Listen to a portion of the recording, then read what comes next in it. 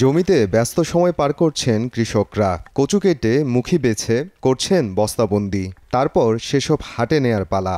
এককালে ধান ও বাদামের মতো প্রচলিত ফসলেই বেশি আগ্রহী ছিলেন তারা। তবে আগাম জাতের কচুরমুখী চাষে সাফল্যের পর অধিকাংশ জমিতেই দেখা যাচ্ছে লাভজনক এ ফসলের চাষ।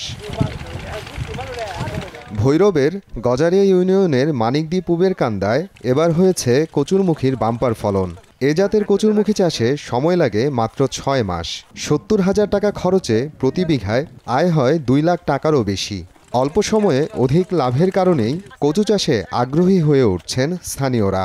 আমি আজকে ৩০ বছর ধরে করতেছি, এবার করছি প্রায় আমার ছেলে করছে ৬ কানি, আমি করছি ২ কানি, 8 কানি ক্ষেত করছি। তো এগুলো আমি যে খরচ হয় কিন্তু কষ্ট আছে, কিন্তু পয়সা আছে। ছোট করে আমি গত বছর 1 কানি ক্ষেত করছি, মানে 1 বিঘা। 1 বিঘা করার পর আমার 65,000 খরচ হয়েছে। তারপর এটা বিক্রি আসছে প্রায় 1,60,000। তো এর থেকে বুঝলাম যে মোটামুটি ভালো লাভবান হয়।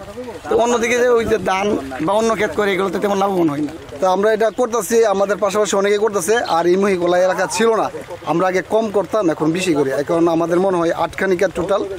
আমরা যদি এই বাজার মূল্য থাকে, আমরা আশা করি 15 লক্ষ টাকা বিক্রি করতে পারবো। আমাদের 8 থেকে 10 লক্ষ টাকা লাভ হবে। মুখী চাষ কইরা এখন দিনের দিন খালি গিরজ বাড়তেছে, এখন আমরা অনেক লাভবান। মুহি 1 বিঘাতে তো 1 কানি মুহির মধ্যে 1.5 লক্ষ টাকা বিক্রি হয়।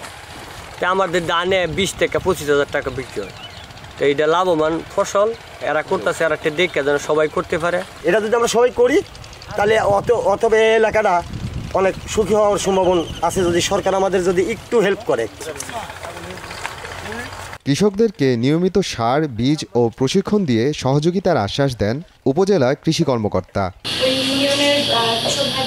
মুখির আবাদ দেখে আশেপাশে কৃষক ভাইরাও মুখি চাষের প্রতি তাদের আগ্রহ সৃষ্টি হচ্ছে এবং এই কিশোরগঞ্জের ভৈরবের মুখি হচ্ছে তাই কিশোরগঞ্জ ছাড়াও আশেপাশে যে জেলাগুলো আছে সেই জেলাগুলোতে বাজার করতে পারছে।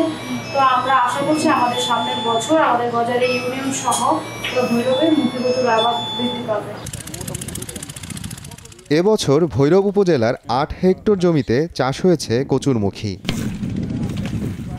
সময় সংবাদ, ভৈরব।